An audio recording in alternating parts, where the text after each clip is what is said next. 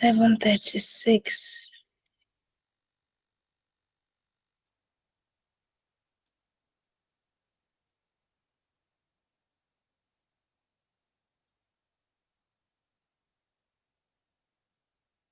Okay.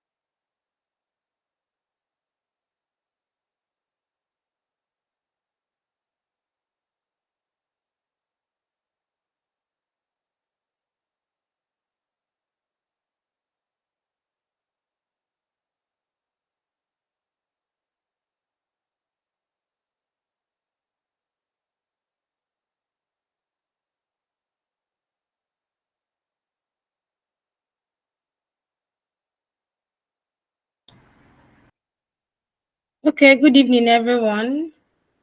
We are going to start right away. For your information, this call is being recorded. And so please, I would like everyone to keep their microphones mute, unless you specifically want to say something, or you are asked a question, or you want to ask a question. Okay? So we will have to start with an opening prayer, first of all, and then few introductions. And I'm going to call Ebele to please give us very brief opening prayer. Just a minute, please. Ebele, you have the floor. Okay, ma'am. Good evening, everybody. We begin in the name of the Father, Son, and Holy Spirit. Amen. Father, King of Glory, we thank you for today. We thank you for each and every one of us gathered here for this meeting. We thank you, O Lord, for keeping us up until this moment, and we say, may your name be highly glorified. Father, we have sinned against you, and we are asking for mercy. Father, we pray and ask that you forgive us our sins. Father, we commit this meeting that we are about to have into your hands. We pray and ask that you, O Lord, help us to be able to take home one or two lessons. And we also pray for the speaker, O Lord, who is going to talk to us this night, that you, O Lord, help him, O Lord, to teach us in the way that we would understand, for him to speak in simple words, O Lord. And we also pray that you, O Lord, help us to put all that we are going to learn today into practice through Christ our Lord. Amen. I'm done. Amen. Amen. Thank you so much, Ebele. God bless you for that very brief and powerful prayer. At least we are sure that God has joined us. We can continue. So, please give me a second. Good evening, ladies. Good evening, Catherine. Good evening, Esther. Good evening, Rejoice. Good evening, Ruth. Good evening, Chinechere Miracle. Good evening, Charity.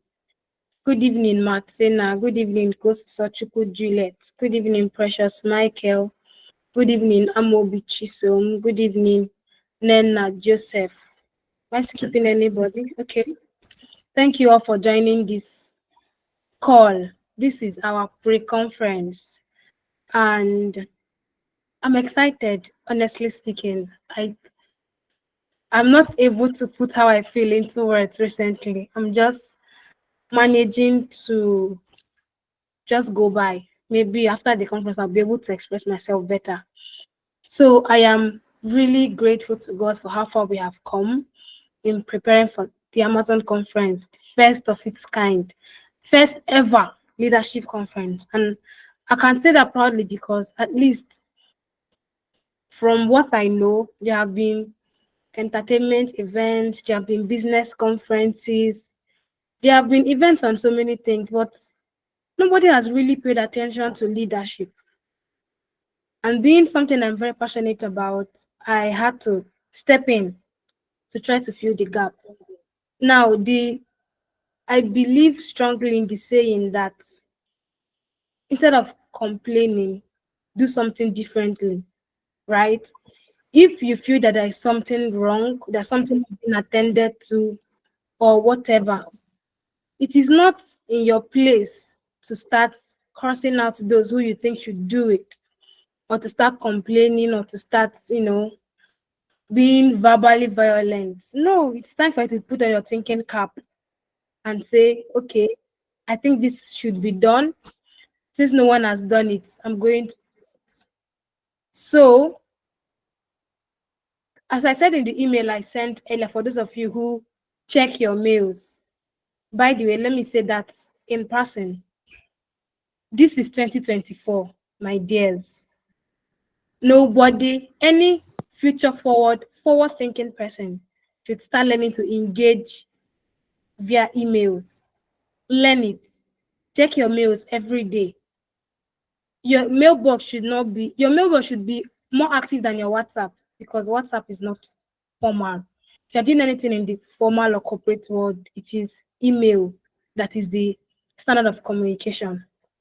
That's by the way. So like I said in the mail, we are all on a journey to discovering ourselves.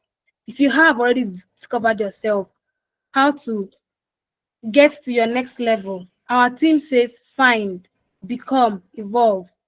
Like I would always say when I'm trying to share the inspiration behind that topic, a lot of young ladies are still at the level of trying to discover who they are. We can help. Those who have discovered or who have an inclination to what their identity is, probably don't know how to get to the place that they are seeing in their mind's eye, how to tap into their core. That is the second group. And then the third group are those who know where they are going to and maybe have started their journey to getting to that place. But life is step by step, and at each stage, just like a butterfly, you have to go from a caterpillar to a beautiful insect that has wings. That is evolution. And so whether you are still confused starting out, whether you know what you want and you don't know how to get there, or you have started your own journey, but you are stuck at a particular point, this conference, I mean the main event on 19th, and by extension, this pre-conference is for you. Now, we decided to treat branding in this pre-conference because as you begin to unravel yourself, projection matters. As you begin to unravel as you begin to discover your identity, as you begin to tap into your core, as you begin to build a name and a life for yourself, projection is at the forefront of that. Because one of my favorite preachers, Apostle Femmefluence Lazarus, would always say, it is only God that knows the heart, right? Human beings, we don't know the heart. You have to tell us what you want us to know. And it applies in all facets of life, from relationships to purpose to business to friendships, Nobody can read your mind. We don't know that you know that you are worthy. We don't know that you are excellent, or that you have an attitude of excellence. We don't know that you have this skill or this ability. We don't know that you are creative. We don't know that you are a bag of talent, you are a multi-potentialite. We have no knowledge of those things. It is in your place to tell people how you want them to see you. That is exactly what branding is. And so today I have brought somebody who I really believe in his knowledge of this subject matter to tell us in as much detail as possible how to begin to project ourselves. It is not just enough that I know my name is Amara Chobed. I like to be called world class Amara. I have to be able to project myself. I have to be able to decide how I want people to see me. I have to be able to put some value to my person. And as a leader, as a future forward female, you are a brand. When we're talking about branding, it is not just whether you have a business or an NGO or a foundation. No. In fact, personal branding is the basic. Before you even start to talk about starting something like an outfit, an organization, or a business, yourself, you are a working brand. And you have the right to determine how you want the rest of us to see you. You have the right to determine the value that you want us, other people, every other person, to bestow on you. And so I would encourage you to have a pen and paper. See my pen. Here's my jotter. They're never far from me. And I would also encourage you to make it a habit. Whatever class you sign up for, whether it's a 1 day webinar, whether it's a 7 days class, whether it's a 12 months master class, please don't trust your brain. Your brain does not know shit. Always learn to write. Whether you can get what the person is saying exactly the way he or she said it, or you write it in your own words, please learn to always write. Your brain and your mind would thank you for it. You would be able to go back to those things and revisit them, reabsorb them. You may not even understand something at the first glance when you have been taught, but if you write it down, you can always read it and then get what we would call rema in church, get a revelation. You would now be able to apply it to yourself, because whoever thought you learned for themselves and applied it to themselves. But if you understand something, then you can apply it to yourself. And so, welcome once again to the Amazon Pray Conference. I am so happy and I'm grateful to you all for joining. It's going to be an amazing time. Our speaker has 45 minutes to do justice to the topic of personal branding and why it is important. And then we can have about 15 minutes to ask him questions. Please, please listen attentively. Please, I beg you, listen attentively. You have a chance to ask questions and you get answers today on this call. Don't waste this opportunity. You don't know when next you will get it. That is if you will get it again. So we have 10 minutes to hand over to our speaker, and I would say a few things before I introduce him. The Amazon conference is my brainchild. I like to say my baby. No, it's more like my second child. My first child is the community, Femmefluence Africa. And for those of you who are not members of our community yet, you get a chance to join after the conference if you desire. But what we are trying to achieve with the community, and by extension, this event, is to engineer a kind of, I like to call it mindset re-engineering, because I'm a firm believer in the idea that people are not more than what they know. And as human beings, it is your mind that determines your realities. If you don't understand the extent of innate power in you as a human being, first of all, and then as a woman or as a lady, you're going to make a lot of mistakes that you will definitely regret, because life has a way of paying back. I discovered that social media has done a lot of wrong to our generation generally, but to ladies in particular, because there are a lot of wrong information that fly around on the internet, and then we just consume them. Sometimes they even come as jokes, some come as skits, and we just laugh them off. But most of us fail to realize that these things begin to affect us bit by bit, little by little, until you begin to think in direction of wrong ideologies, wrong motions, wrong phenomena. And because nobody is telling you what is right, most of us just continue going on that path until we make a mistake that probably cost us our lives, cost us our time, cost us a very important thing before we begin to look for a new leaf to turn. And I have vowed to contribute my small quota in the space that God gives me, to see that young ladies like me know what is right, know who to follow, know who to copy, know how to think and what to think about. Because in as much as we are young and bubbling, we don't have time.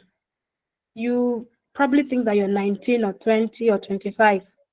In the next 10 years, you would be 30 plus.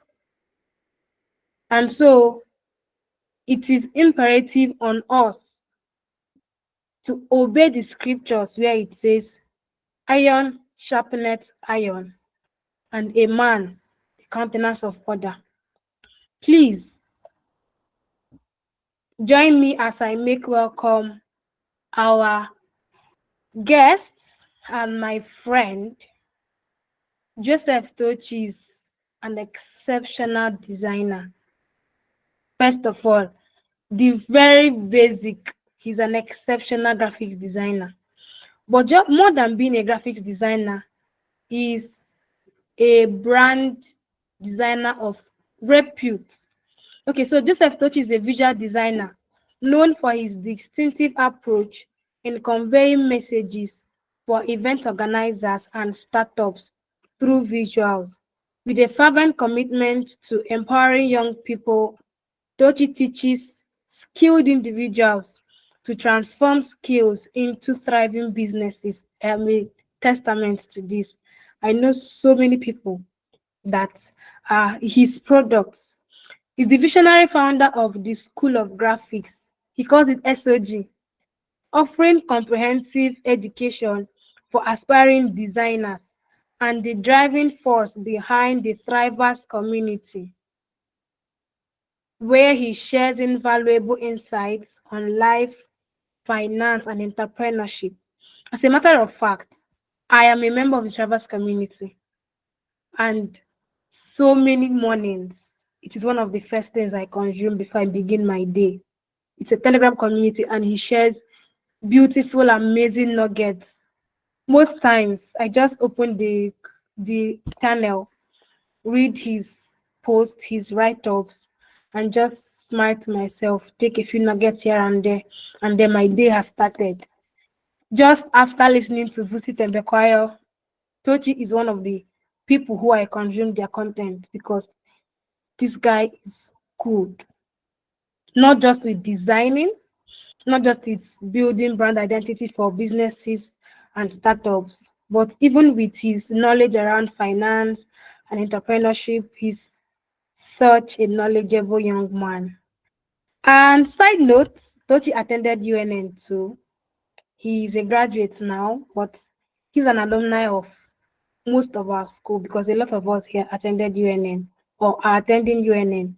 And so there's something I said in a conference I spoke at in February, the Made for More conference that happened in UNN. I was a speaker, and I told the audience that I don't know about other schools because I went to just one school.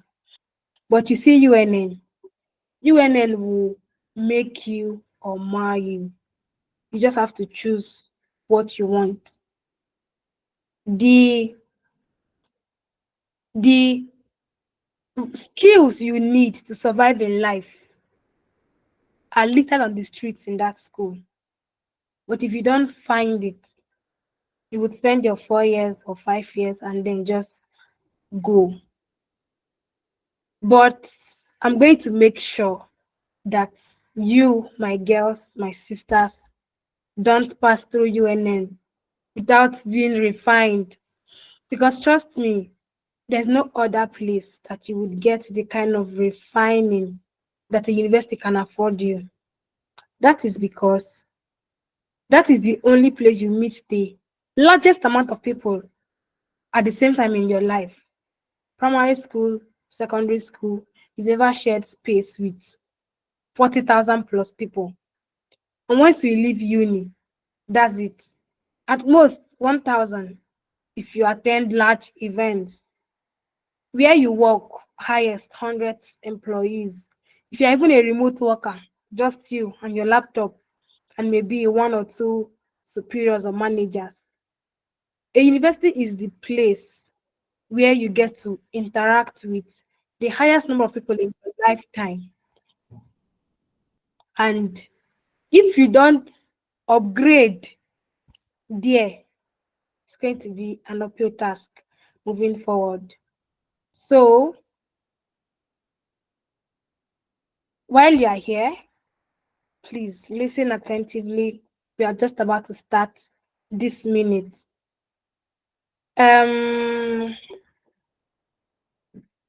Atochi, please, the floor is yours.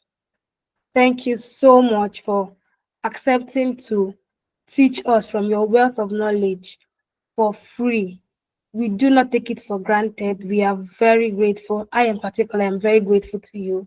And I'm sure everyone else here is also very grateful to you for coming to share your knowledge on personal branding and its importance with us. And so, ladies, please, a round of applause. Keep clapping, keep clapping. Use the emojis to clap as we welcome our speaker.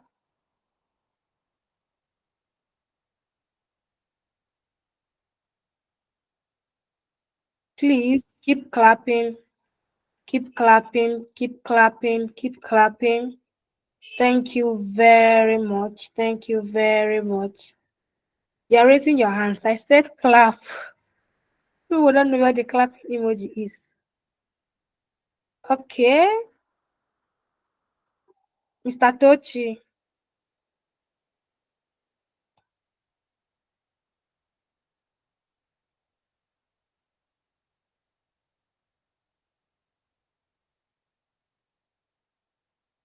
Keep clapping, keep clapping, keep clapping. Thank you very much.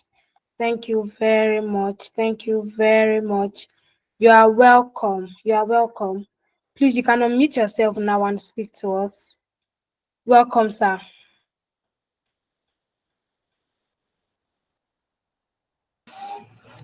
Good evening, everybody. Please, can you hear me? Yes, Yes, we I can can hear hear you. you. Okay. Thank you so much.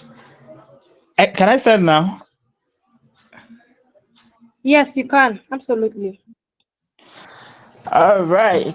Thank you. Thank you for the opportunity.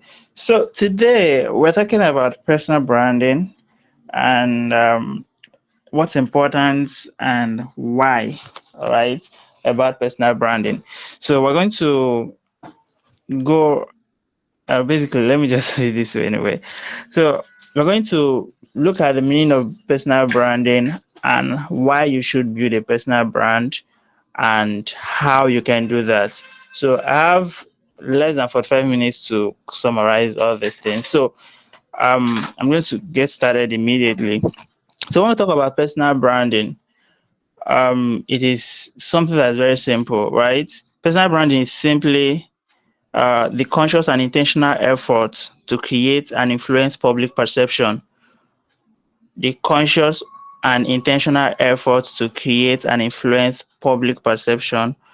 Basically, public perception of an individual, because we have types of branding, right? We have corporate branding, we have service branding. Like corporate branding is example can be Google. Google is a corporate brand. I have service branding. Service branding, like all these agencies that offer different services, creative agencies or any kind of agency, right? We call them service branding. And we also have retail branding. So example is Shopify, Amazon, Jumia. These are all different kinds of branding. And when we're talking about branding, it's simply the way that you position yourself for people to perceive you, right? The way you position yourself for people to perceive you. Like I said earlier, personal branding is a conscious and intentional effort to create and influence public perception of an individual. That's how we call it personal branding, because it's about an individual, by positioning them as an authority in their industry. All right, so we're going to break this whole thing down. This is just an introduction, but I need to take that down because we're going to make use of the key terms in that definition. Right, the conscious and intentional efforts to create and influence public perception of an individual by positioning them as an authority in their industry. So that's what, in a nutshell, what personal branding means, right? That's what it means basically. All right. So why is it important for us to build personal branding, or why should you even build a personal brand? Or is it something that concerns everybody, or is it just for those that have companies or those that are trying to do businesses, right? So as a matter of fact, if you are a professional or you want to really be known for what you do, all right, can you guys hear me? Am I audible, please? Yes, you are. You are very well. All right, thank you. So if you want to really scale what you want to do, if you want to scale what you want to do, then you need to focus on building a personal brand for yourself, especially in the world where we live, where everybody is everybody is online, everybody have different skills they want to make money from. You heard things like learn a skill and all that, right? Over time, we've come to realize that having those skills doesn't really make you some kind of substantial amount, doesn't really make you money profitably, right? Except you have a brand that people can connect with, and that is going to be your selling point for them, right? So, why do you need a personal brand? I'm going to just run down something for you, more like a short, should I call it story or history? I don't know, right? Just things that have happened over time in the space, and how that things are always changing, right? We live in a world where things are constantly changing. The way people are buying things, the way people perceive things, the way you market yourself is constantly changing. There are things you did, there are things you could do in 2017, 2013, and it would work. But when you do it now, it will not work, right? I'm not even talking about 90s. I'm just talking about a few years ago, because the market is changing. The way people perceive things are changing. The technology is bringing new things and new ideas, and people interpret these things in different ways. It means that the market that you exist, where your relevance is, can actually change over time, right? So, like for instance, there was a time in this country where all you need to really all you need to really make money or get a very good job is just to be a graduate. There was a time in this country, it doesn't matter what you graduated with, just be a graduate. All right. Once you graduate from school, companies will be looking for you, right? You are sure you're going to get something very sustainable, right? Then we moved from that point to a point where you don't just have to graduate, you have to graduate with at least a 2-1, right? Second class upper, for you to get something really, like, at least you have to graduate with that for you to get that attention of big companies or something like that, right? So we also moved from that point to a point where you don't just have to graduate with a 2-1 for you to really be a hot cake after graduation. It means you have to graduate with a first class. So you now see that there's this relevance that people attach to those who have first class and all that, right? But we didn't stop there. It also moved again to a point where you don't just have to graduate with a first class in Nigeria, you have to go get a certificate abroad.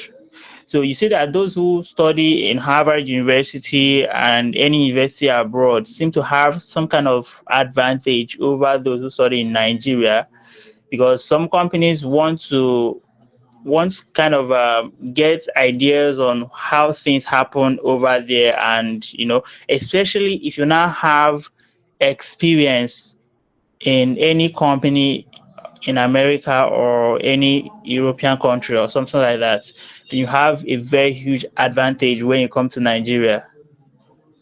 So this whole thing have been moving and moving like that. And also it got to a particular point that was around 2019, just shortly before COVID. There was something I call the global reset, where it seems like the whole world said, forget all your certifications, forget everything you've learned in school. What skill do you have to offer? It seems like everybody are now interested in what can you offer to them. Like, the companies are no longer interested in your certifications, which school did they attend and all that. They are now interested in the value you can deliver to them, what you can do, what can your hand produce that can help or contribute value to our company, to our organizations.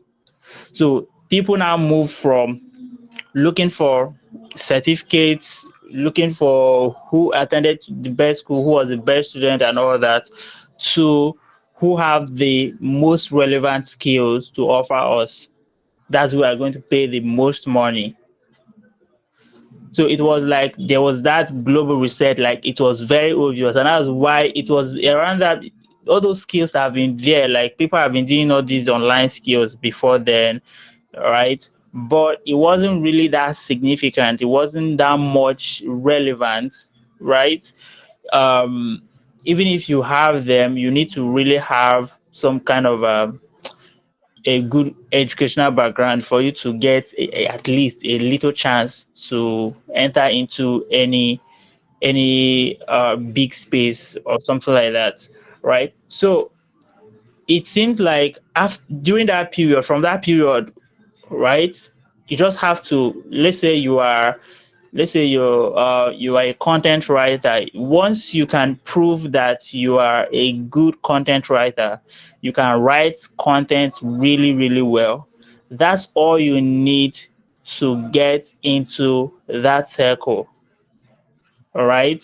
Like, for instance, when I graduated recently, but before I graduated, I worked with several companies, and there was nothing like submit this or submit that.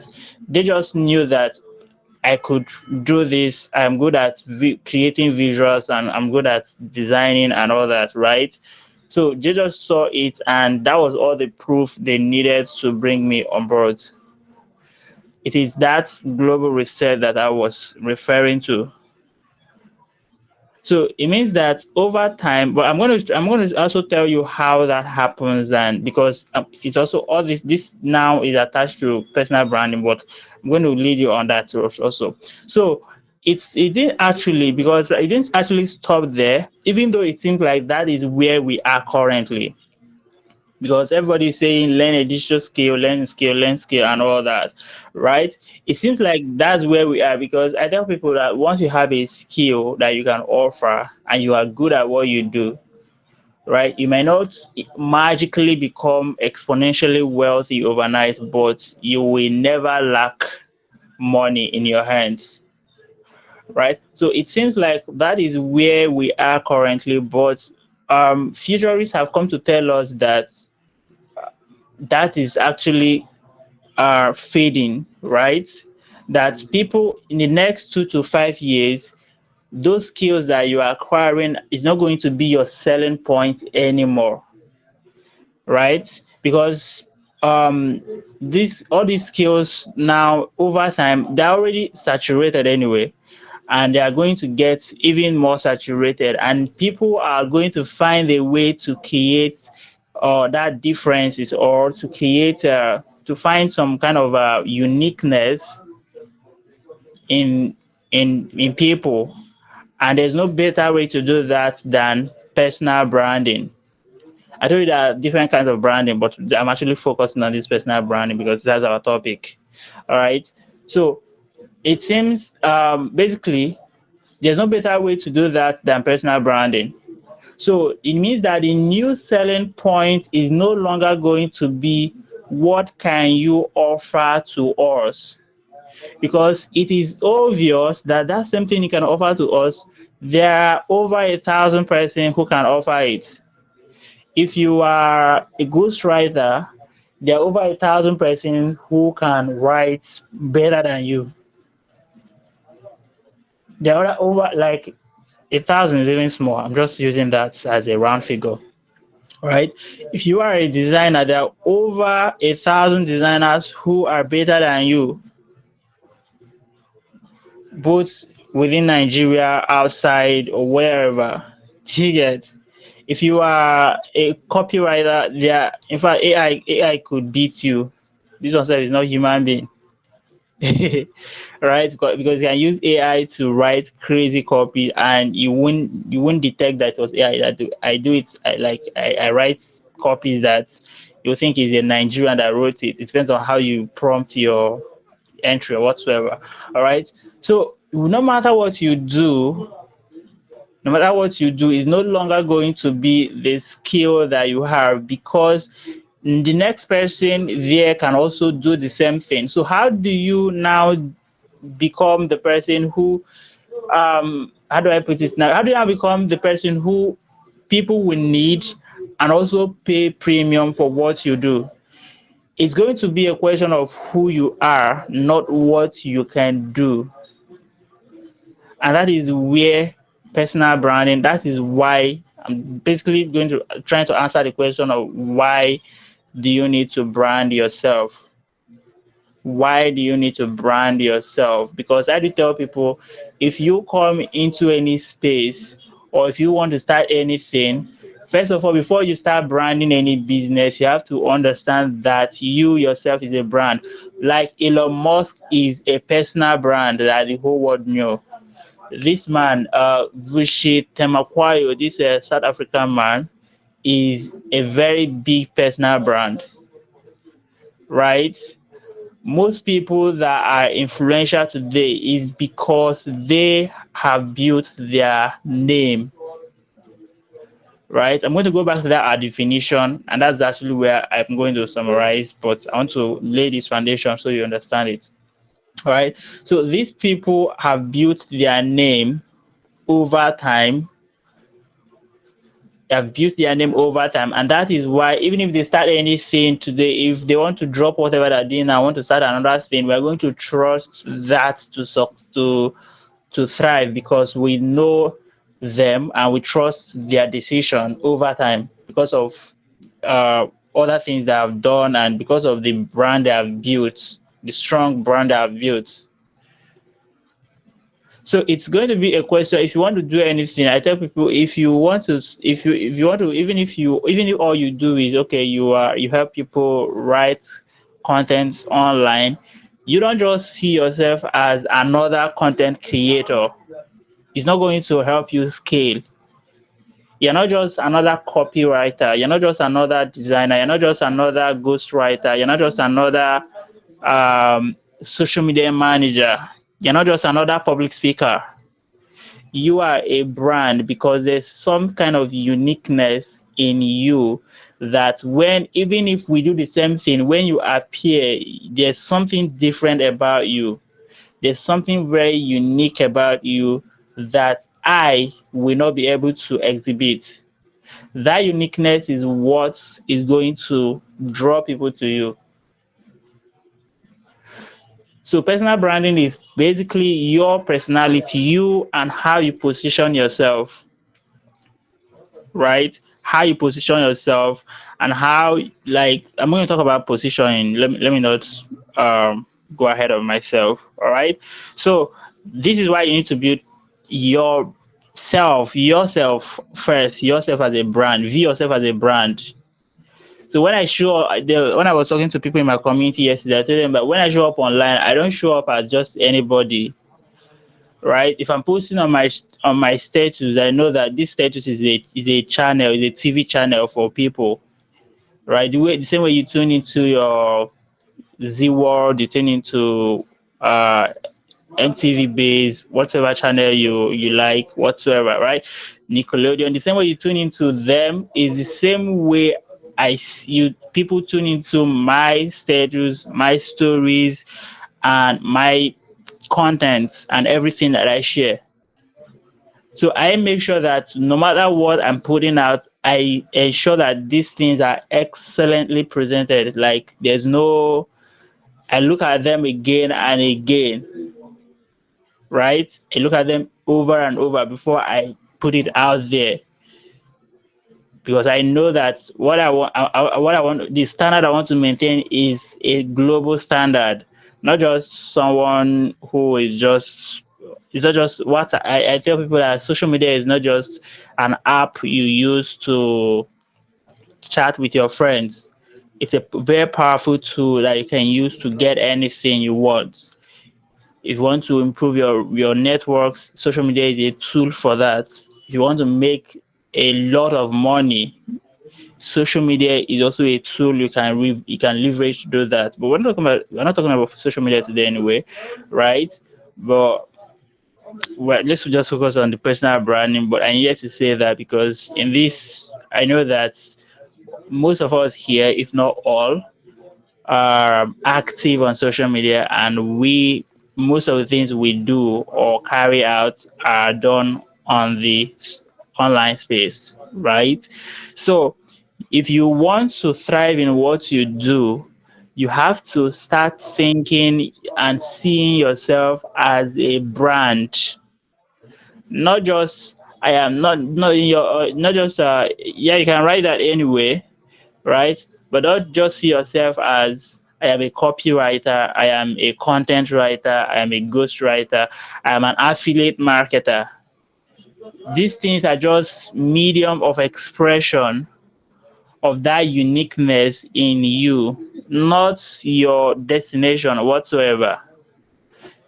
Do you get? They're not your. Imagine if you were born when there was no how do I put it? Imagine if you're born when there was no social media and today you are doing social media management. It doesn't mean you wouldn't express yourself, right? It doesn't mean you wouldn't express yourself. So it means that this whole thing are just medium of expression and not necessarily your essence. Is anybody following me? I guys stay with me. I guys stay with me. Yes, we are still with you. All right, all right. Thank you. So let's go into the okay. Well, there was a definition I gave you guys earlier when I was talking about the meaning of personal branding. I'm going to repeat it again. I said it is the conscious and intentional effort to create and influence public perception of an individual by positioning them as an authority in their industry. I need to take that down because the next thing we want to talk about now is just make bringing all those the whole definition together, and I'm going to break it into what I do call the 5 P's, like P as in alphabet, the 5 P's, right? Um, okay, let me start from this one. That's why I used to arrange it, but let me see. All right, so the 5 P's, you can just write the 5 P's, or influencing public perception through personal branding, or just write the 5 P's, and I'm going to explain them one by one, and I hope I have time to do that. If there's no time, then we'll stop wherever we'll stop. All right. Then these are the things you need to focus on as one who wants to build a personal brand. Things what's important, right? That's our topic. What's important and why. We answered the question of why already. I gave you the meaning, and then we answered the question of why, and I told you that the major reason is because it is going to be the next selling point for you. People will not just listen to you because you know how to do a particular thing. They're going to listen to you because of your person, because of the aura you have, because of how you do things, right? Because of how you do things. Basically, you will be here, like you might be doing the same thing with someone else, but they will decide to reach out to you. Not because you are better than that other person, but because of the aura that you exhibit is going to kind of draw people to you. The way you do your own thing, the energy around you is going to just draw people to you. So that is the major reason you have to build a personal brand. If you've been doing a particular thing and you've not really been seeing much result, it's because you've not spent time to build your brand.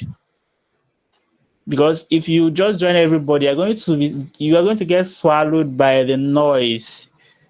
See, the world is full of noise, like full of noise. You won't even get heard by anybody until you stand out. That's when people can hear. And the only way to stand out is to express that your uniqueness, is to build your brand.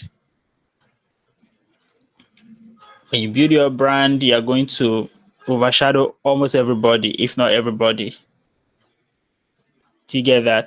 So how do you do that? I say the 5 P's. I usually say that so that you can remember it, right? Just to help you remember it. P number one is professional. Professional. P number one is professional. It means you have to become a professional at something, or you have to build excellence at a particular thing.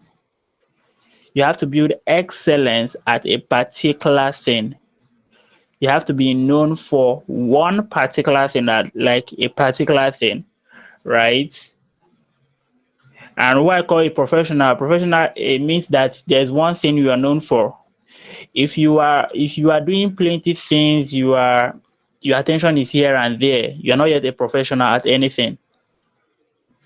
Because what most people do when they come into the online space is that they just start looking for ways to make it, or how to just get by.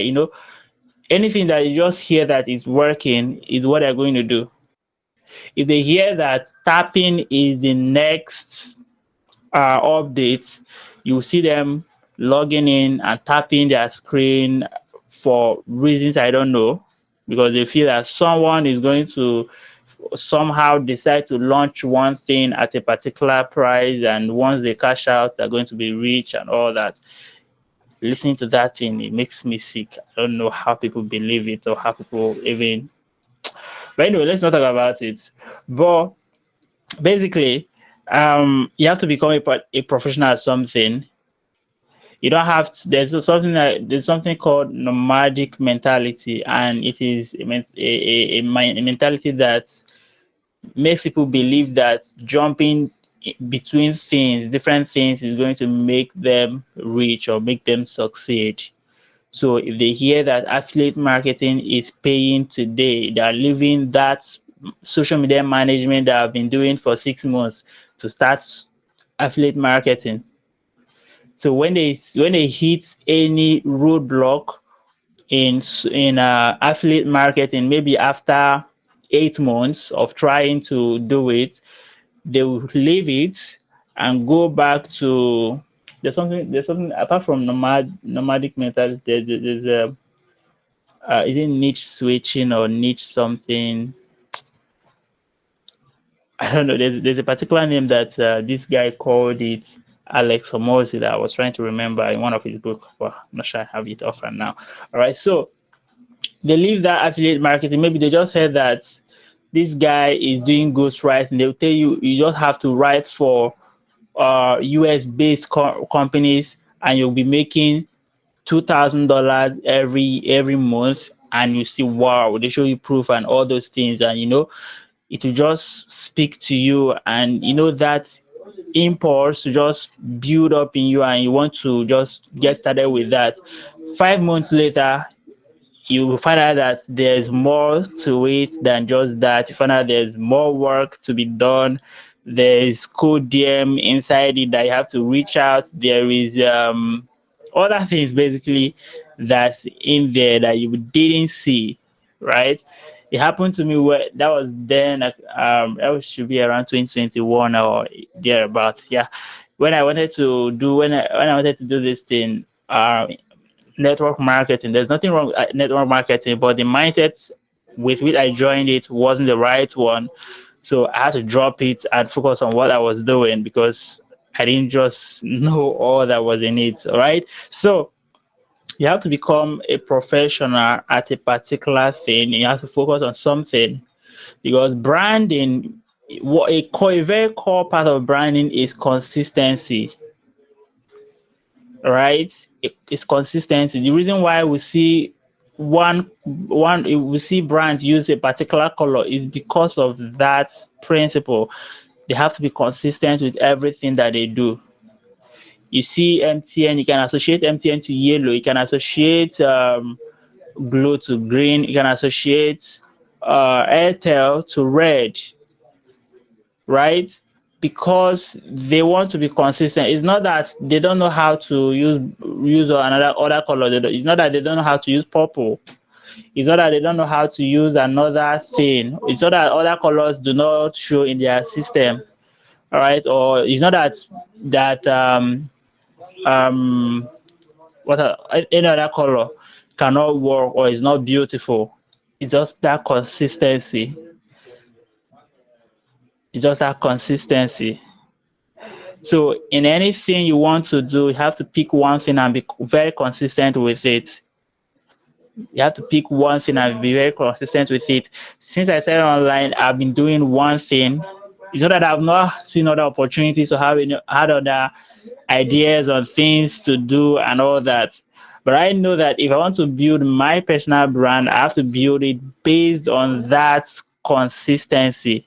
I have to build it on something that if you go today and come back next 2 years, you will still see me doing something similar or doing the same thing but in a different version, in a better way, but it's still going to be that same thing, right? So that consistency is really, really important. So what do you want to do and what do you want to be known for? Choose it and stay on that path, right?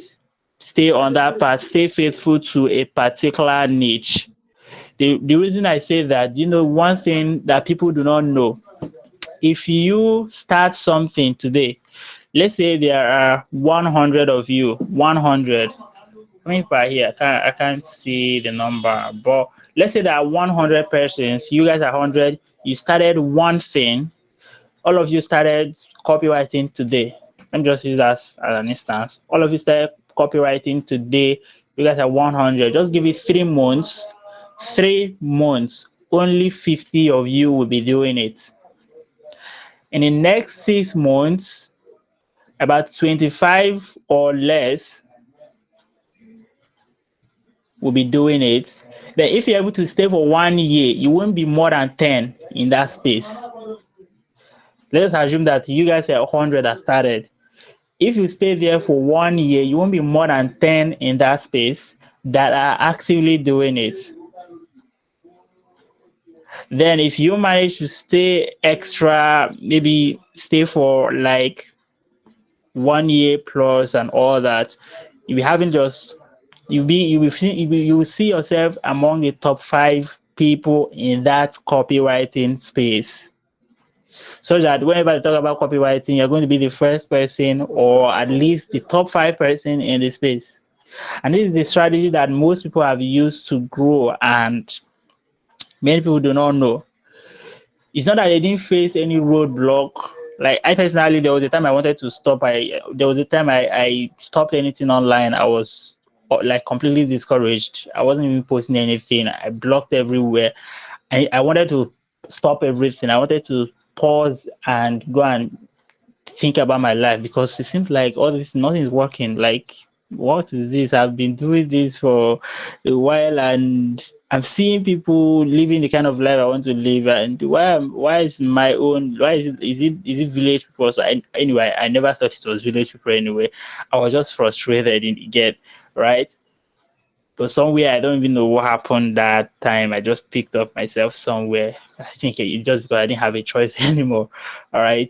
But what I was saying, if you could stay, you'll find that over time you're going to be the top person in that space, because most people will not stay.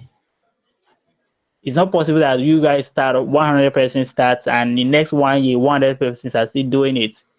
So the person who is more resilient eventually becomes, even if the person is not the best, that's the funny thing, even if the person is not the best, as long as that person is the one that's still available, that's still resilient, he or she becomes the best person, all right, the go-to person in that space. That's how it happens. That's how the game plays. That's why I have to be a professional at a particular thing. I think that I've spent much time on that. So let's go to the next one. That is the first P. I said I'm giving it 5 if there's time there. The second one is positioning. Positioning. You have to master your positioning. The second P is positioning. Master your positioning. And this is where I will talk about authority building. That you are in something and you really want to build your brand. Remember the definition I gave you earlier?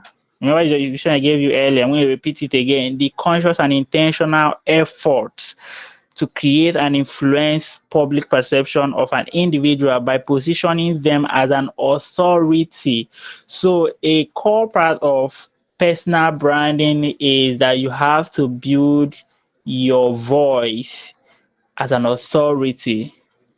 Those who are seen or perceived, I'm going to talk about perception next, right? But let's just focus on positioning. But those who are perceived to be authority figures in a particular niche. See, you don't have to be known for everything or be authority figure in everything, right? Those who are perceived to be authority figures in a particular thing, in an area, right?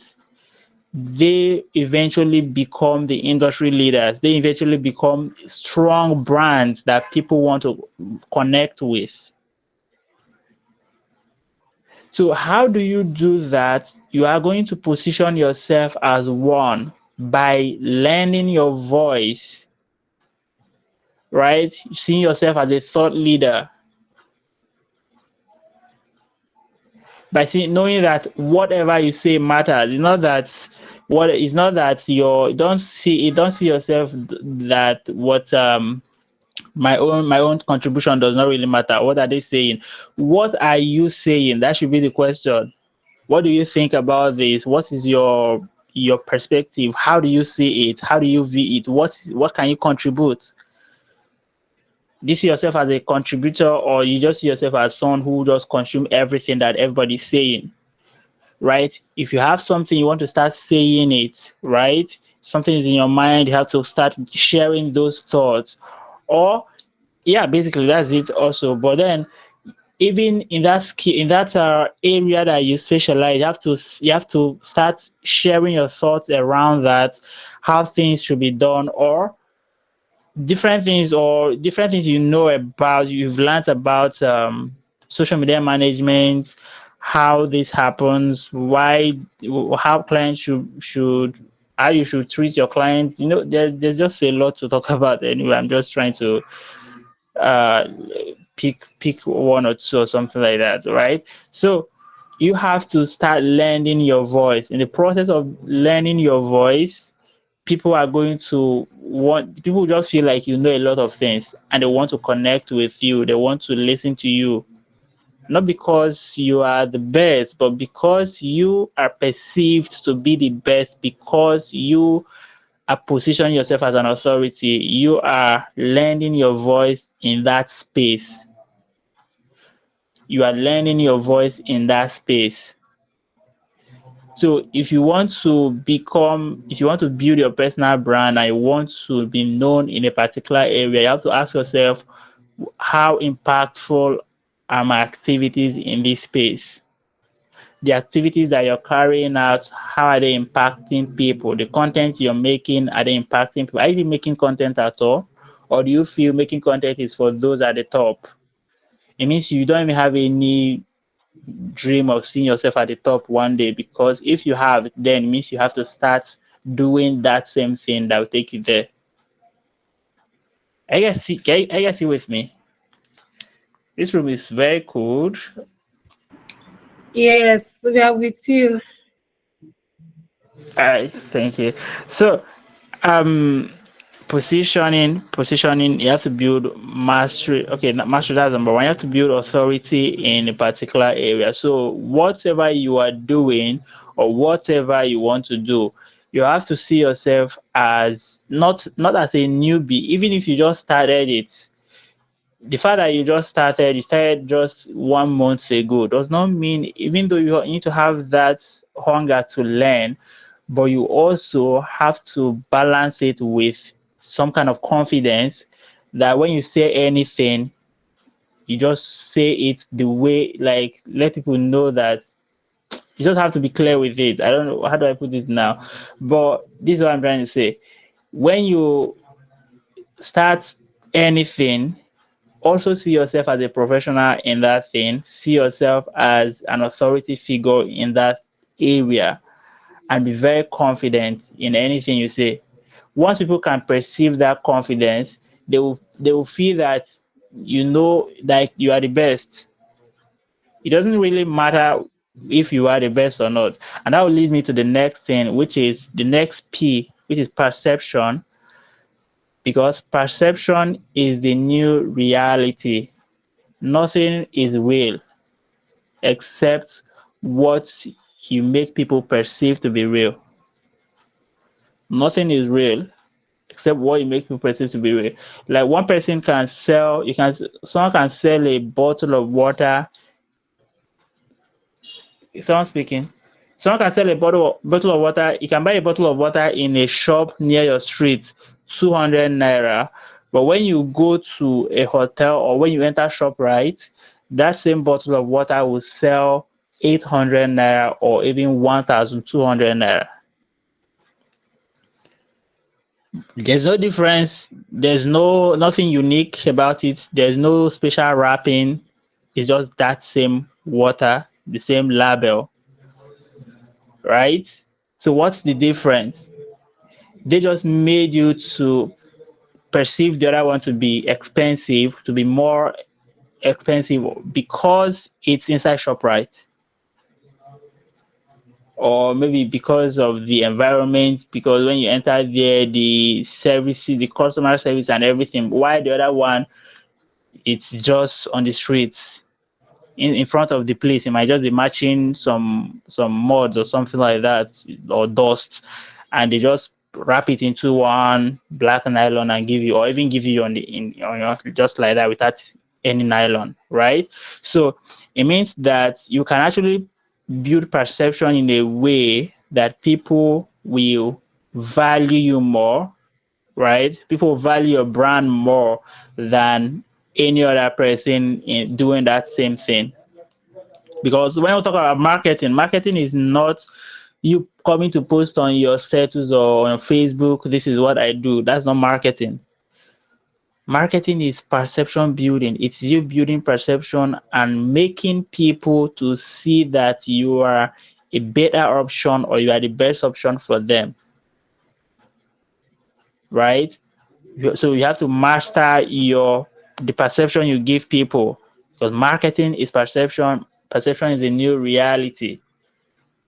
So if you are, let's say, you want to you want to build, or basically you want to market what you do, it means how you position, how you build perception is that everything you put out, you have to be intentional with it. All right. And you have to ask yourself, what is the perception that this thing is going to give people? Is it going to give people the perception that I am I am broke, or I'm just looking for clients to work with. I'm just looking for people. I'm just looking for money. I'm just a student. I don't really have anything. I'm just scraping by and all that, right? Because when you give people that perception, they won't really have that confidence in you to pay you anything really, really serious. They will believe, okay, this person is just looking for money. If we pay him anything high, we might not really he might run away with it, or she might run away with it because she has not seen that amount of money. So if you want to be paid in high figures, you have to give people the perception that you can handle high figures, right?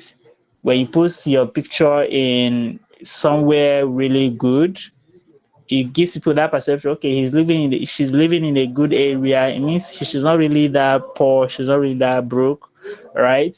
So that is perception building. There's also I tell people, marketing these days is not really that tangible like it used to be. What people perceive to be valuable now has completely changed. There's this story I told in one of my books. There's this lady. I've known this lady for a while, right? For, let me say, for 2 years or even more, and we don't really talk like that. We don't really um have any conversation, right? We just attend classes and go, right?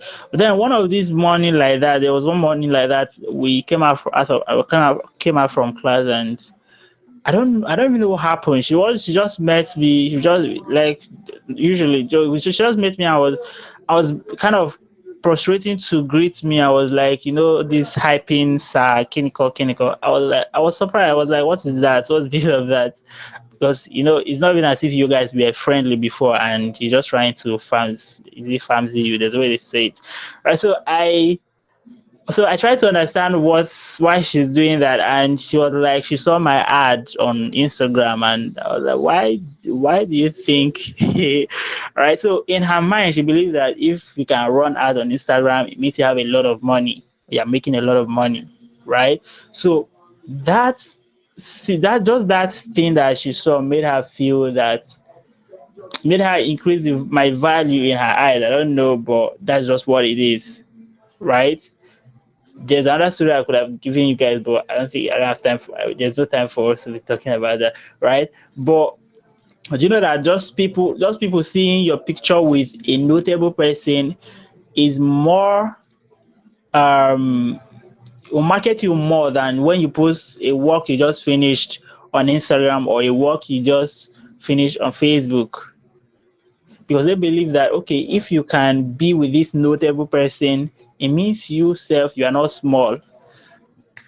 Sorry. So it builds their perception about you, and if they want to pay you, they're not going to be thinking in a small way. They'll feel, wow.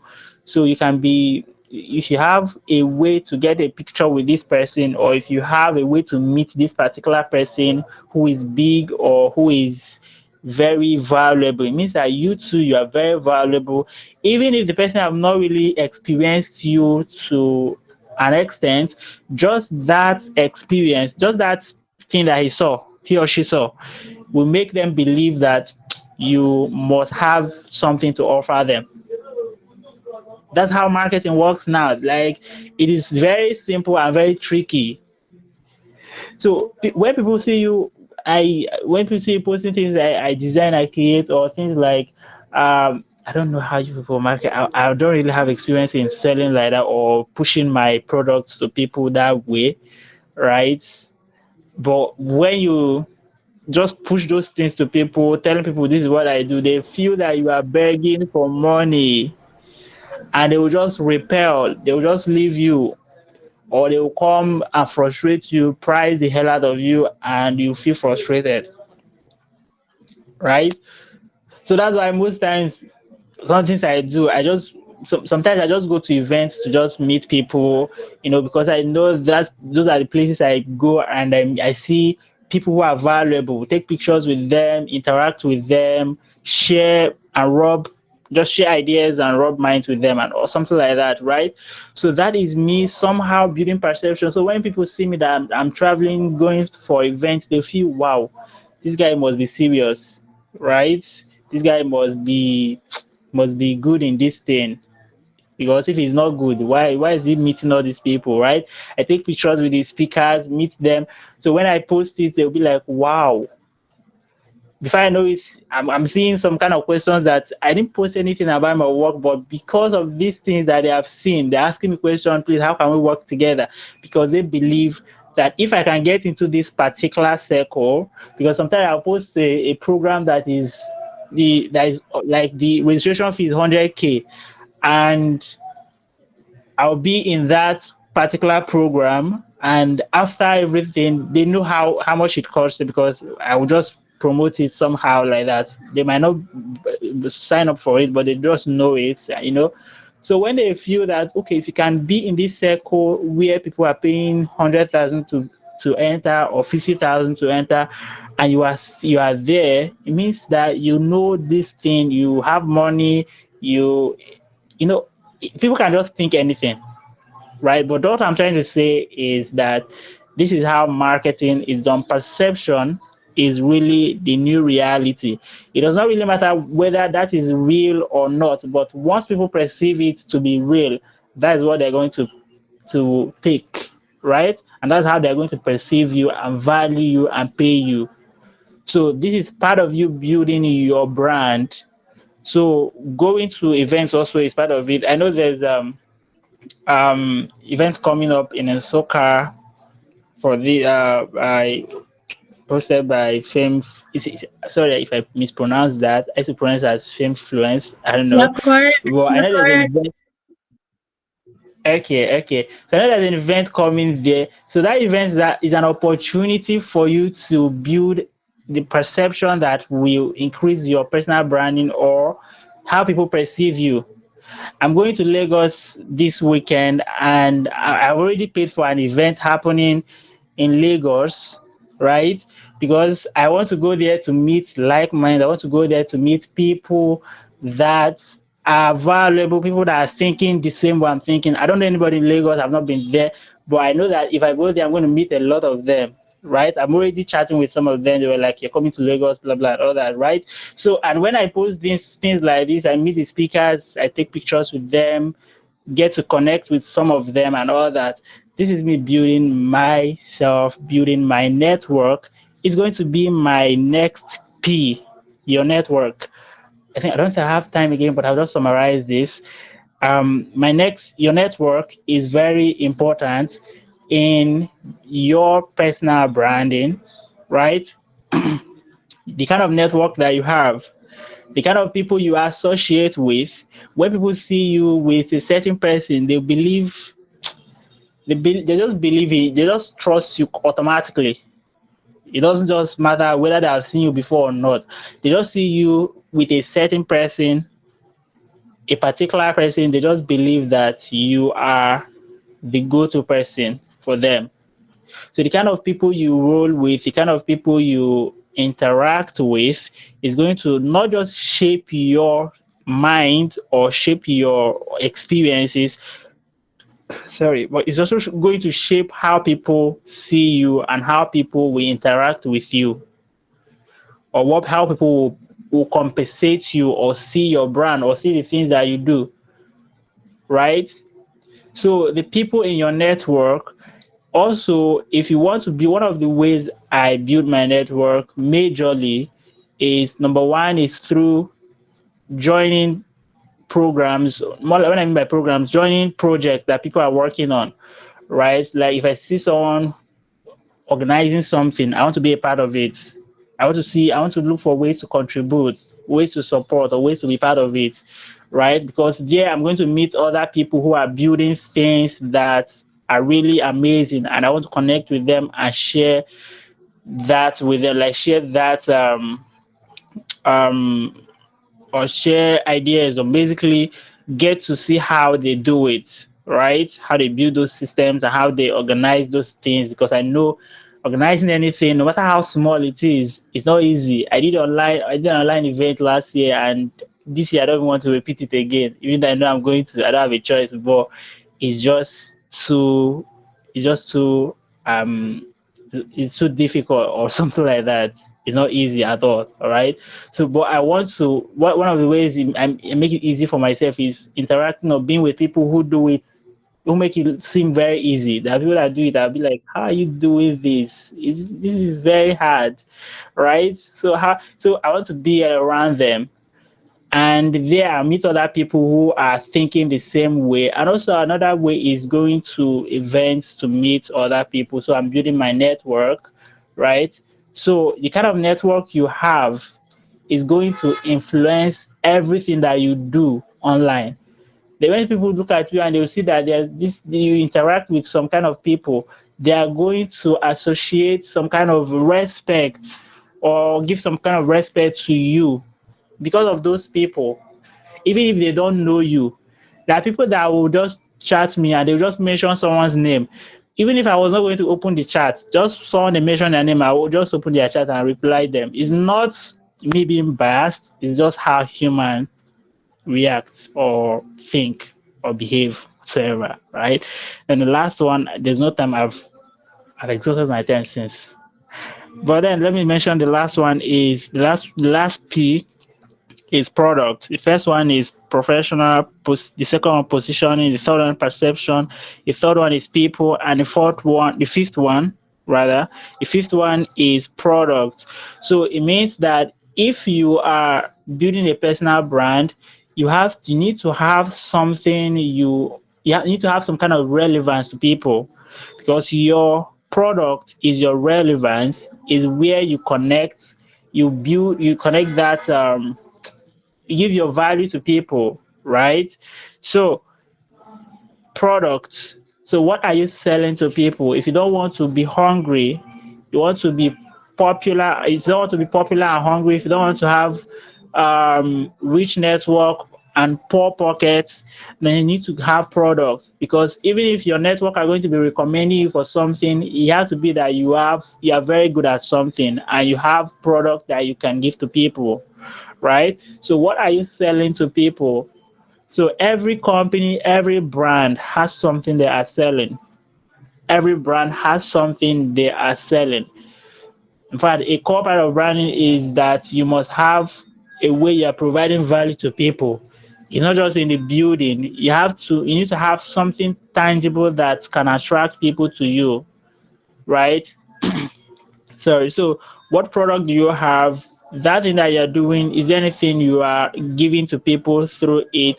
There's a way I could, if I had time, there's a way I wanted to teach this product part, but then there's not much time. I'm just going to brush through it in 2 minutes and we're done, right? So, but you can read this book, $100 million offers by I think is it Alex? Yeah, Alex Morzi. Yeah, it talks about offer creation, how to create a product from what you do and all that, how to create offers basically, right? So, if you are, let's say,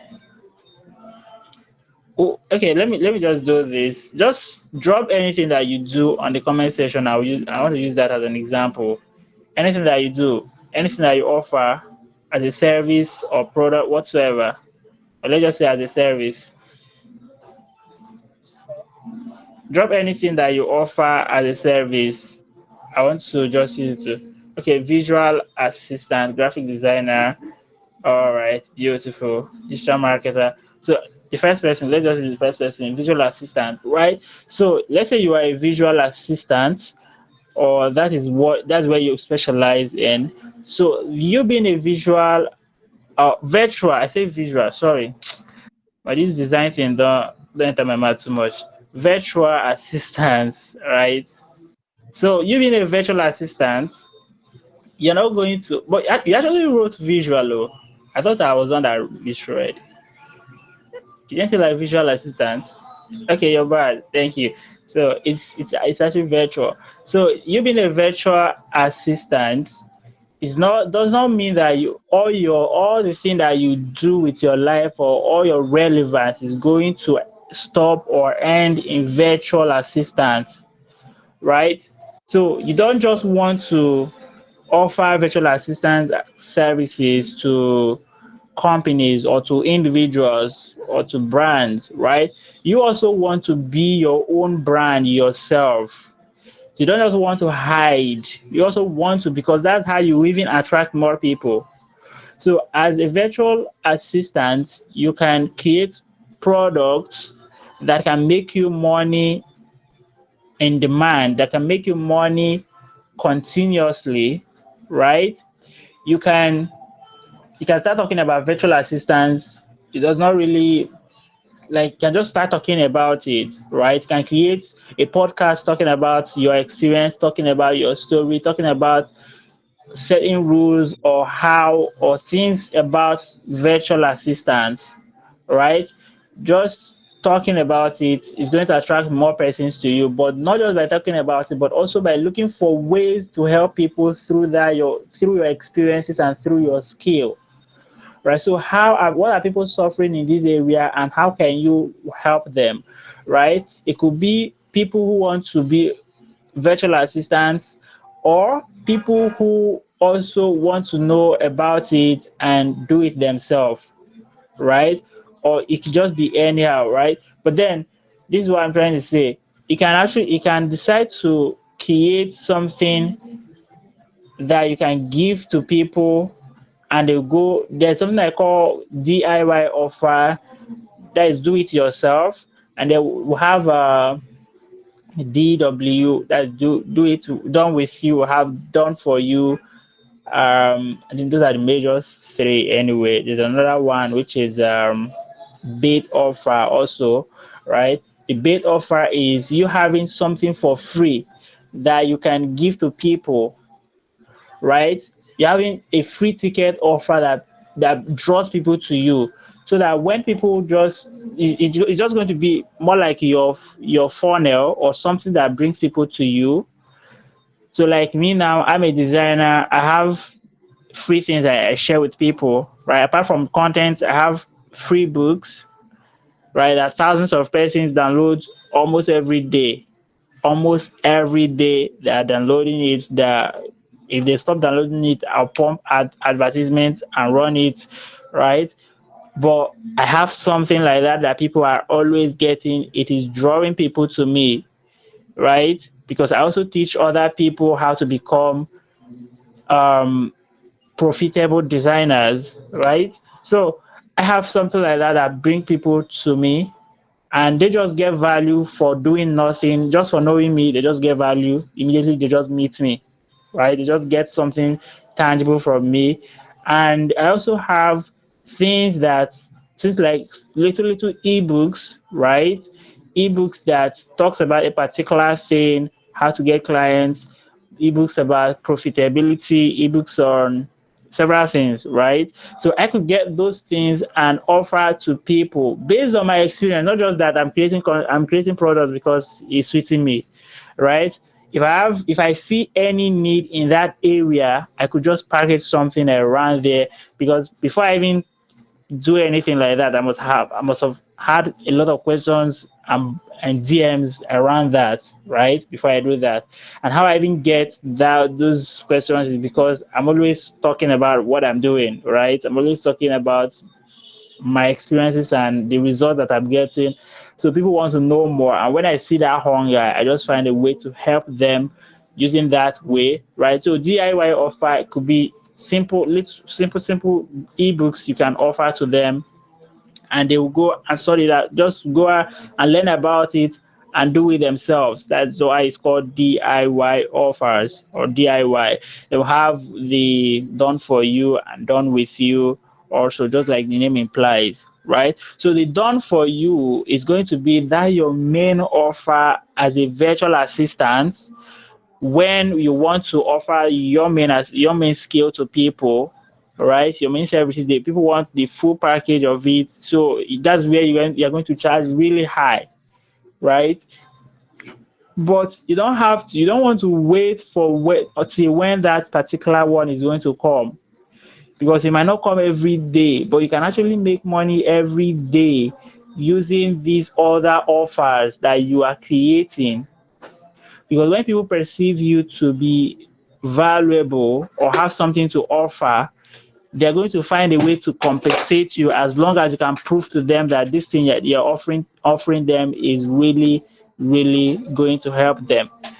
I think I've overspent my time. I don't think it's a good thing. So I'm going to kind of stop here for now. And if there's going to be questions, I don't know. I might just use a few minutes to take that. So, my boss, are you here? Amara, Yes, I'm can you here. hear me? So, I think I'll hand over the mic to you from here. Thank you so much for the opportunity to do this. Appreciate. So, thank you. Wow. Wow. Just wow. Can you ladies give up rounds of applause? Not a round, please. Can you give up rounds of applause for Tochi? Please, I want to see your clap, everybody. This session, oh my God, it was amazing. I don't know if you feel the same way, but it was really amazing. Before I give a quick summary, thank you very much, Tochi, again for teaching us something so profound, giving us your time and your knowledge free of charge. This is a master class that people pay for, but we are receiving it free of charge. All thanks to Tochi. Thank you so much. God bless you. I did not see people clap, and I won't take it. Please, I said rounds of applause. As much, I want you to flood my screen with your clapping, because he deserves more than that. This session has been mind-blowing. So before I give a quick summary, there was something he said, and I just wrote down events and volunteering in my jotter. When I talk about, some people don't really understand why it's necessary to go out, to leave your room, leave your hostel, leave your lodge, and go and meet people. He mentioned how it is important to meet people of like minds in events. It may not be that you may not know anybody there before going for the event, but that is where you can meet people who are taking in the same direction as you, and even meet people who you are looking up to. And just a picture with them or quoting something they said can increase your perception, can make people see you as somebody who is serious. And then also volunteering helps you to get into spaces with people who you look up to, people who can help, people who are in the same direction as you. So that next time when you see an opportunity to volunteer for an event or attend one, don't start giving a million reasons why you cannot. The gains, the profits of stepping out of your comfort zone is more than what you lose. That's if you're losing anything. And so with that, Tochi taught us a lot. He explained why personal branding is important. He explained what personal branding is. He gave us the 5 P's of personal branding: professionalism, positioning, perception, people, and product. I've learned this thing somewhere before and I paid for it. Let me tell people the truth. I've learned this thing somewhere before and I paid for it. So this is premium knowledge that he broke down with very relatable examples, something that we are all used to. Someone even got a light bulb moment. She already got an idea to write a book about her skill. And that is one of the reasons why we organize this pre-conference, to get you started on be creating a niche for yourself. Thank you so much, Dochi. Thank you so much. God bless you. We have a few minutes to go. We're actually late. We are going to round up very quickly. So I'm going to take 5 questions. I already saw one in the comment section, so every other person can drop theirs. I'll take the first 5, and then we can call it a day. If you have any questions around what has been taught tonight, around personal branding, maybe even if it is very personal to you as it relates to you or your skills or abilities, you can ask them. Please ask your questions in the comment box. I'll take them one after the other. So Catherine asked, can someone have 2 things and build the personal brand on that niche? Dochi, please. Did you hear me? This is someone's question. Can somebody have two things? And I guess she means 2 skills and build a brand on the boat. Please, let's hear your thoughts on that. Okay, Catherine, I saw the question. Can you have 2 things and build a personal brand on, or build a brand on them? You, of course, you can build different brands, but you don't want to do that simultaneously at the same time and want people to, basically you're going to confuse people, right? Even if you have or another thing that you want to do or you have interest in, you might want to pause one of them or you outsource it, right? You might want to pause one or you outsource one so that someone else might be handling the other thing while you focus on the one that you feel is you are more interested in or something like that, right? But you can't really be doing 2 things at the same time because you are going to sabotage the this thing unless they are really related. Like now, if you are, let's say you are a marketing designer and you want to pivot into marketing, right? So you can position yourself as someone who is really good in marketing and you also know how to create marketing visuals. So merging the both of them wouldn't really be a much problem. But when you want to do different things, you are, let's say you are a virtual assistant and you also want to do um you also want to be known for, let me say, the affiliate marketing or something else, they don't relate and they might really affect the brand that you're building. It kind of waters down the your personal branding, right? So always having one thing is really important. It doesn't mean you're going to discard every all your relevance or everything about you, right?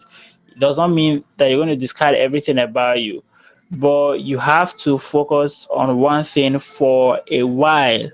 Then when you've built traction in that area and you still have the need, still see the need to create something else or to focus on another thing or to pivot or expand, whichever, then you can actually pay attention to some of those things then it's going to be much easier because you now have a personal brand in a particular thing. That's what I mentioned, that actually, that even if you have a strong personal brand, even if you want to start another thing, it's going to be super easy because you have people that trust you. So if you want to start any other thing, it's going to just sell out. Just like when Elon Musk was selling perfume, that was around 2022 or thereabouts. There's this perfume he was promoting, and I can't really remember the exact figure, but he made billions or millions of dollars in few hours, right? He made millions of dollars in few hours of just talking about the perfume. He was tweeting about it back to back and promoting it and all that, right? So what really happened there is just because of the influence of his personal brand, It's not necessarily because of any other thing, because another person can just come and sell the same thing and it won't sell. So if you have a strong personal brand on something and you want to pivot into another thing or promote another thing, it's just going to make it super easy. So focus on building one thing that you think can sustain you over time. And if you have interest still, right, if you see it, because sometimes if you build one thing, you might just not see the need again. But if you see the need, then you can just go into the next thing and expand. Just see it as expansion and not really as you doing two things at the same time. But if you are just starting out and you want to do different things, you might really be sabotaging yourself and you might not really get that result, because the more you divide your attention, the more you reduce your productivity. You are more productive doing one thing and building one thing. You get that? So that's my answer to you, Catherine. Wow, that was very profound and also very detailed. Like, I don't think there's any answer that would be more detailed than this. You gave examples, you broke down the practical steps. Thank you very much again. Is there any favor? You've been raising your hands for a few minutes, so let's hear your question.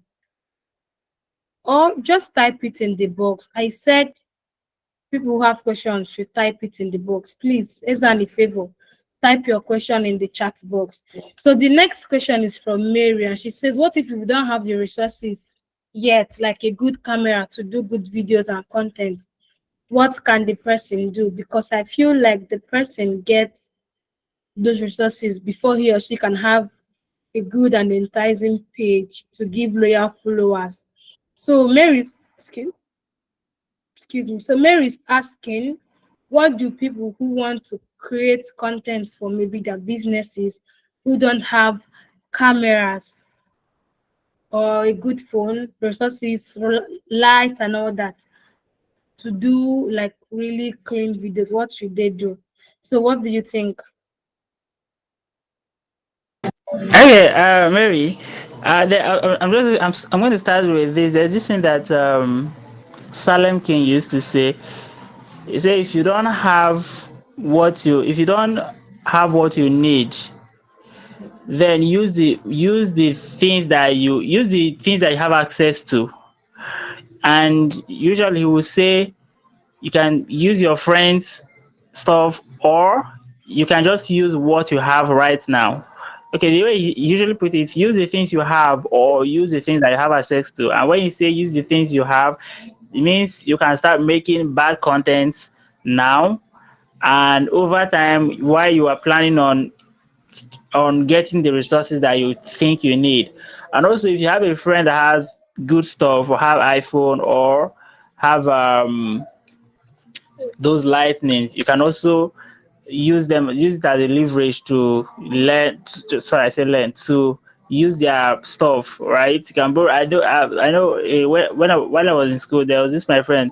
She used to play guitar, so and she wants to video herself while she's doing that, and she uses one techno phone that is not really good with camera. So and she has a neighbor that has an iPhone, so she would usually go and borrow the iPhone, use it and video herself while she was playing the stuff. And once she's done, she will return the phone to her, and that's it, right? So that's also another example. And again, also is even if you don't have such person, if you don't have anything like that, and also another example I can give also, there's also this my cousin actually, right? So she creates TikTok content or something like that, right? And she lives not very far from my street, just the next street after my street. So whenever she wants to do that, she would come to my place, record her stuff with my lights, and go back to her house to go and edit it. So if you have anybody like that in your circle or in your friends, that's why you should make friends with people who are doing the same thing that I do, because they might have the things you don't have, right? So you you can also use their stuff, and nobody will really know that you don't have anything like that while you are building capacity to get those ones. Another thing also, I also learned from Salem King. If you know Salem King, if you don't know, you can just go to Instagram and just type Salem King. You see him. His videos are always in black and white. his videos are always, there are very few videos, and those ones I think maybe is the brand that he was promoting that demanded for that. I don't know, but there are very very few videos of his that you will see in normal color. It's always in black and white. And when I started seeing his content, I was thinking he it's because he's just part of his personal brand. And now he's part of his brand, But how he later told a story of how he started using black and white. That when he started creating content, he had a very bad camera. He had a very bad camera. He was using one HTC phone like that, something like that. The camera was very bad. So he would when he was posting when he would be posting it on Instagram, he would put it in black and white so that people don't see how blurry this space is. So it would just appear to be black and white, and he kept posting in black and white, posting in black and white, and he didn't even know that, to the extent that it now became a part of his brand. Till today he uses that, and people feel, until he now told that story, that it's actually because he had a bad camera. So he just found a way to kind of improvise, or yeah, let me just use that word, right? So instead of not making content at all, he decided to be posting in black and white version, and it just turned out that it made sense, and people, it doesn't really, it's just what he's saying that people want to hear, not necessarily how it looks, right? The look is really important anyway at some point, especially when you start getting visibility. But now that you don't have that much visibility, you don't really have to start thinking about how it looks. The major thing is that you're doing something. What you don't really want to do is to keep waiting for the resources to come, or keep waiting for something to happen, or for you to get the gadgets that you need. You might never want, like, it's not that you will never get it, but if you are waiting, you're not going to really see the need to start, right? But if you start, something might happen, and you basically, that's just the point, right? But it's better to start and be hopeful that something happens than to stay one place and expect for a change to happen, or expect a miracle, or someone to buy you something, right? So even if you want someone to buy, like when Salem King was sharing something, was sharing some gadgets for his followers, the criteria I was using to check is that you are already doing something, not that your page is empty and you are requesting for him to give you ring light or give you microphone or something like that. He will just ignore it. So if you are doing something, no matter how bad it looked, he will just pick you and send you that. There was a time he did something like that, doing giveaway for his followers and all that. But that's just the point. It's better you start with whatever you have than wait for you to get the full gadgets and everything. Whatever I have now, I was just getting it one by one. I never had anything like that. Do you get? So when I wanted to start, let me just give this last example. When I wanted to start designing, I didn't have a laptop. I didn't have anything at all that could help me learn it really well. I was using one Infinix phone that was 1 gig RAM. It was hanging badly. Not just hanging, it was hanging really, really badly, right? You could be designing something and it will just turn off on its own. Like, you just clear everything, you have to start from beginning, right? So that was the kind of phone I used to learn. So I had that excuse of not even starting out, or just telling myself, oh, more, I need to wait until I get a better phone. But I'll use that phone to the point that I used that phone to learn till I was a bit good in what I was doing, raise money with it, raise a little money, and I sold it to. I later sold it in a very cheap price, and from the money I made from designing, I added it and got a better phone that I will now start using that year and all that. So there's always something you can do if you really want. There's really no excuse. If you want to make excuses, they are countless. You will always find them. So start with what you have, or what you have access to, just like Salem King will say it. So that's what I can answer with that. Okay. This is so profound. Tochi, thank you. Funny enough, I follow Silent King into both Instagram and TikTok, and I remember when you told that story, I couldn't believe it because what do you mean you started using black and white because you had a bad phone? The rest of the world just thought it was a carefully thought out plan to, make his brand Exactly. spectacular. Exactly. It was nothing close to that. Because of Salem, I have like 3 videos in my TikTok drafts that I made it black and white. I've not posted it, sha. When I have time, Why did you put this? I've not posted it. It's in my TikTok draft. Another day I've posted. But really, there is a quote that I learned recently and I love.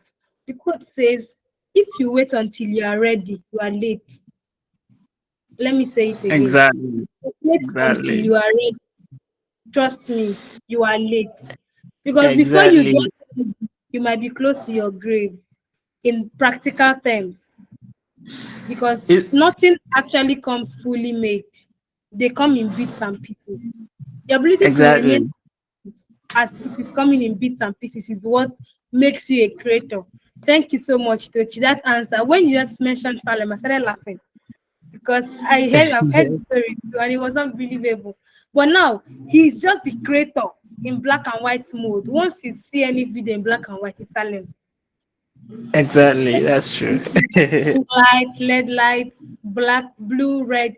If it's black and white, it's Salem.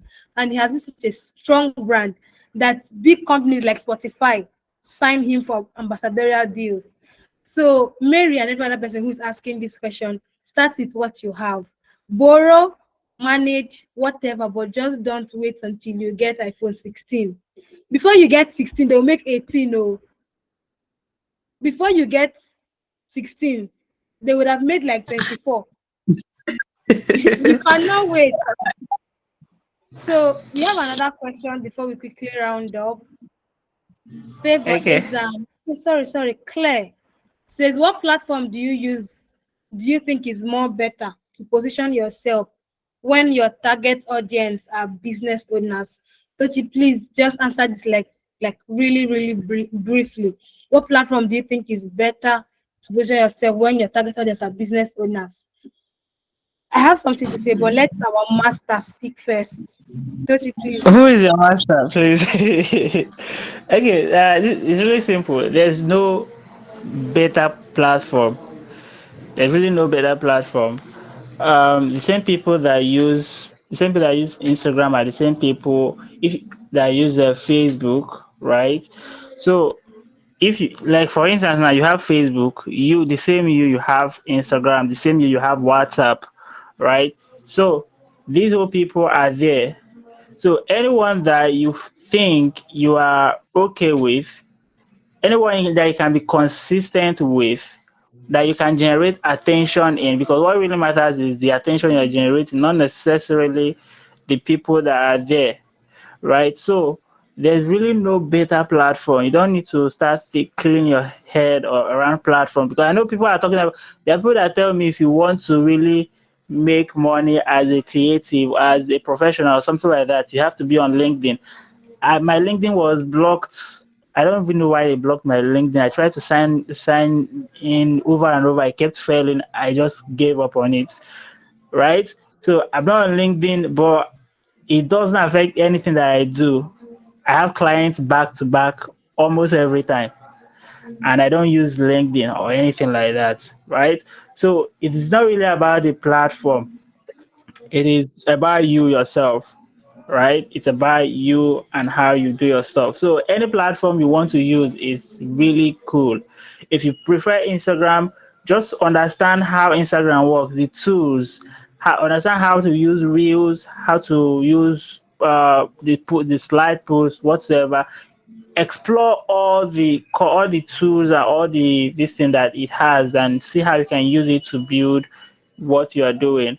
If you prefer Facebook, the same thing. There are people that they have up to 100,000 followers on Facebook, but they don't have up to 1,000 in Instagram, and they're still doing fine, right? So it's not about jumping around the platforms. The platforms are there, and the funny thing is that they don't even belong to you. one day you might wake up and you don't have it again. Like Emeka Nobi's lost his platform recently, right? That he has about 100,000 followers. Lost Facebook, he has to start again. So these platforms are not really should not really be your headache, right? Just focus on what you're doing. Anywhere you want to focus, anywhere you want to be sharing your works, talking about what you're doing. If you want to do it on WhatsApp, cool. But just ensure that you are bringing people on WhatsApp very, very well. Like I use WhatsApp really well, and I ensure I generate leads every day. Sometimes not every day actually, but on a very regular basis. I might just bring out 1 month. I'm going to use this whole month to generate leads on WhatsApp, and that's what I'm going to do throughout the month, right? So ensure you are generating attention on any platform you are. That's actually the major thing. So that's it. That's what I can say for that. Was clear that asked it, right? Yes, you have answered the question. That's exactly what I was going to say before saying, let me let the master answer. There's really no platform that there is magic sprinkled on it, right?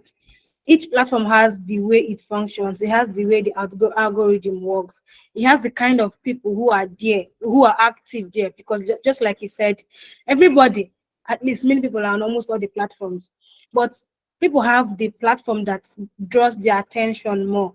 For me, it is LinkedIn and Twitter. My Facebook eye is fading. I'm just managing to survive on Instagram. But Twitter and LinkedIn does it for some people. Is TikTok, some people is Instagram. So depending on what you're doing and where you understand the algorithm, how content creation and visibility works, just focus your energy there. None is better than the other. Thank you so much, Dochi. Again, you just know how to answer questions. I love it. I absolutely love it. You know how to answer questions. Like, I'm so proud and very grateful to you too.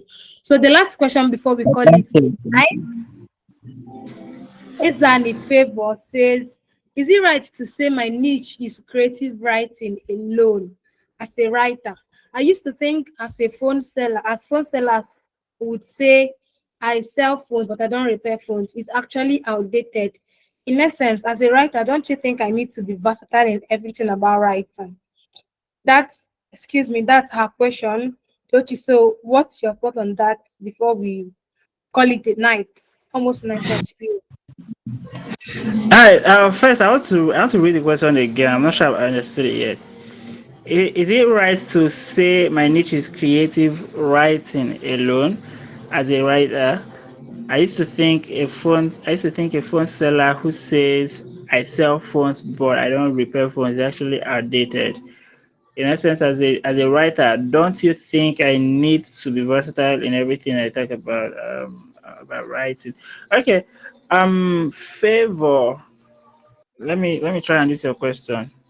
Now when it comes to writing, right?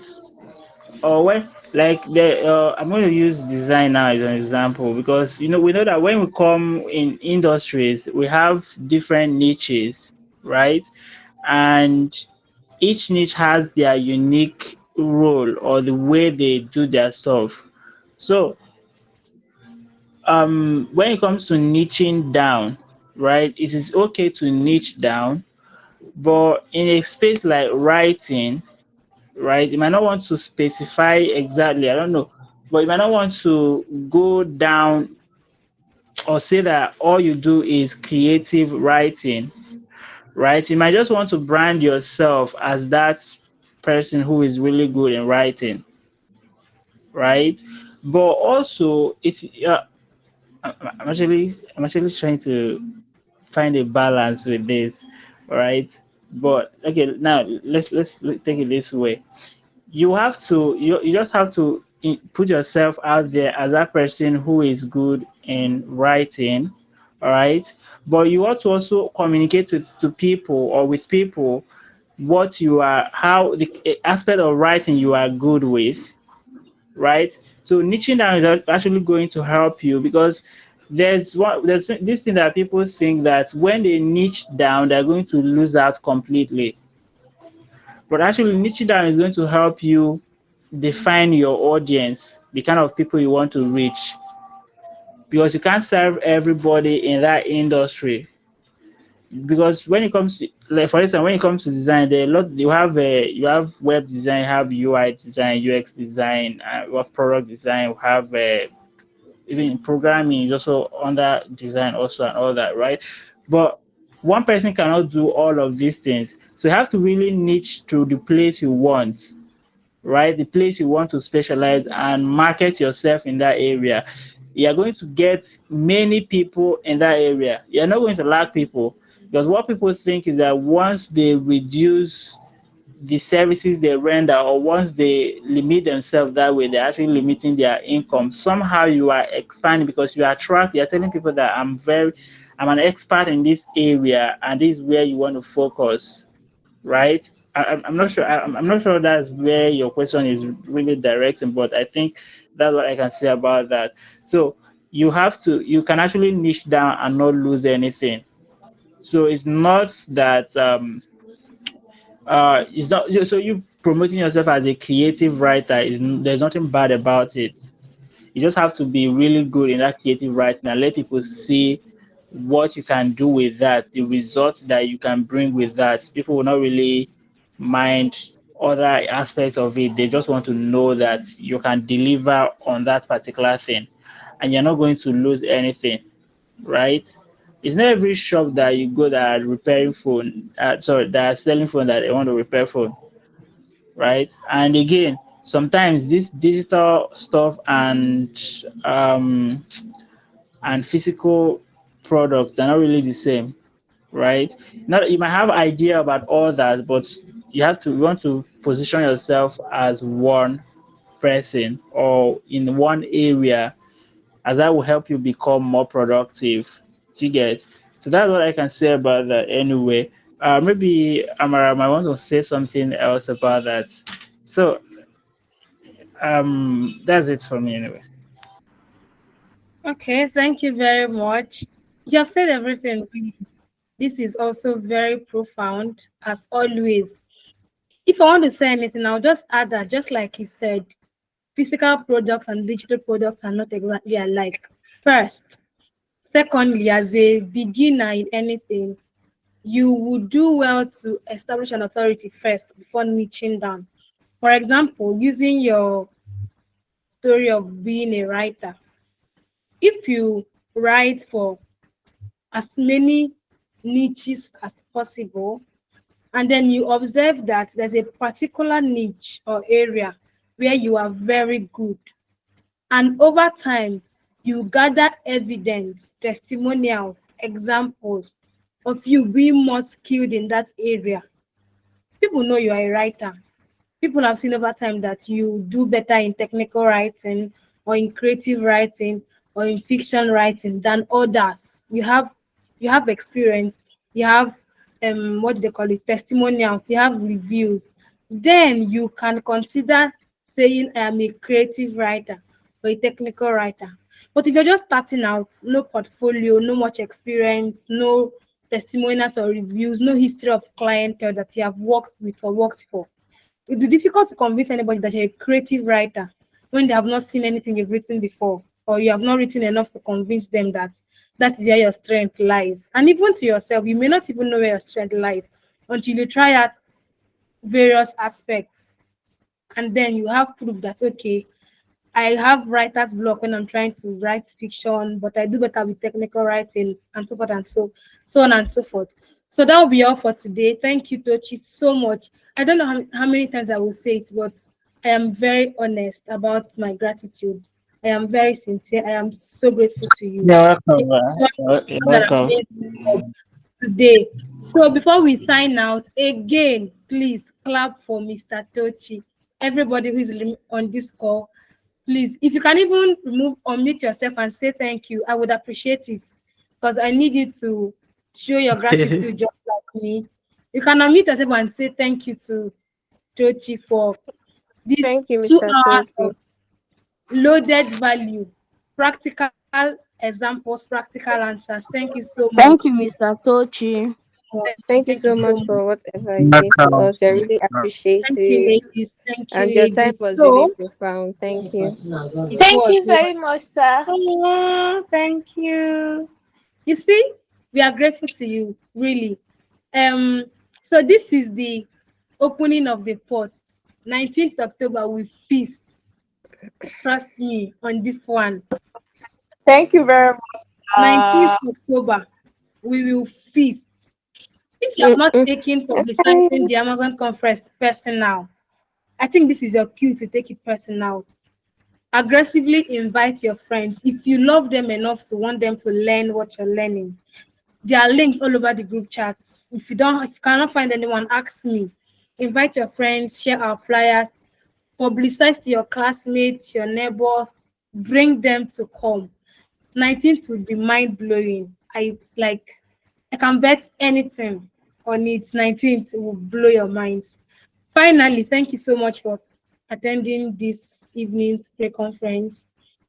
Like he said, planning a meeting is not easy. Oh. Even a virtual event will give you headache.